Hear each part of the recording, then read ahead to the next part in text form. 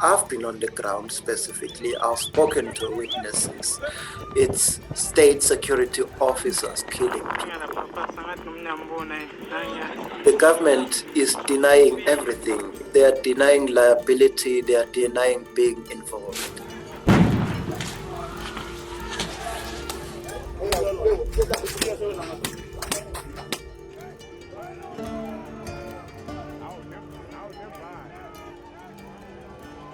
Ngoba wonke umuntu wengozi konke lokula eSwatini wengozi.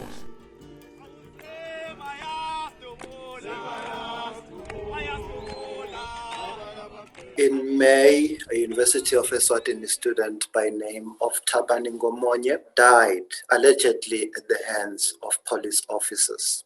Citizens not satisfied with the police's response to the death of Thabani decided to organize a march where they delivered a list of demands, something like a petition, calling for justice for Thabani, among other things. The police, they fired rubber bullets and threw tear gas and all sorts of abuses. But on the 24th of June, the government decided to ban the delivery of petitions. That's when real protests took place. Protesters began banning things. They banned an OK shop in Matapa. It's a grocery store. The modus operandi is to loot first, obviously, and then set everything on fire. And reports are that, soldiers then moved in, with guns and everything, and started shooting. And a number of protesters, the reports suggest, died.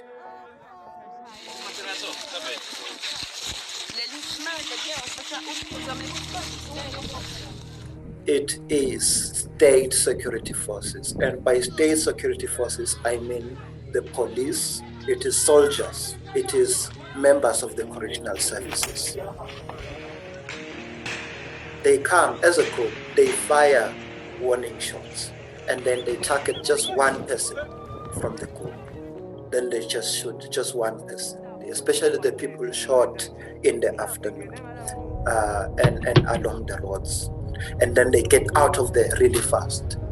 Organizations that have been on the ground documenting the number of deaths report over 50 deaths really, and many, many casualties.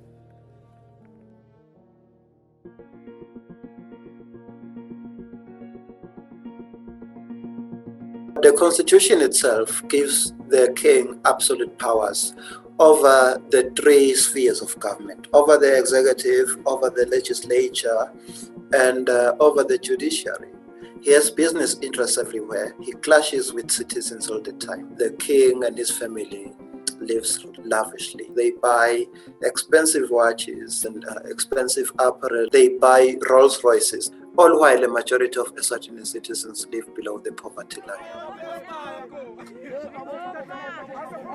Political parties have for years been calling for a constitutional monarch, rather, where the king and his institution or of the royal family is merely ceremonial. The prime minister, elected by the people, will have executive powers. A number of political parties that have been on the ground for many years are in support of this. Only the regime, only the government is not, they still want to dictate terms.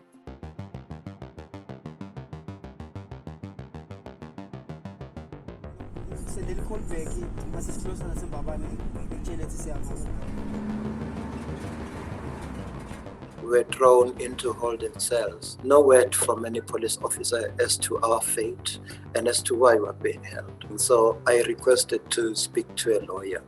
The moment I said that, the beatings just began. You will give us the answers we want. No lawyers here. It's kicks and it's slaps and I don't know what the word for it is, but you feel really helpless and you feel vulnerable. And then after that, I was taken back to the holding cells and then Magnificent taken out this time around. And he says he was tortured. His genitalia squeezed, a plastic bag wrapped around his head, and also beaten. We did not think that we were going to make it out alive. But it was only after the lawyer had come for us that we were released. I really hope that Eswatini becomes a democracy very soon. It will be better, if the king had no power. But I do not think that he will be the driver of the solution. And I don't think that he cares very much for change.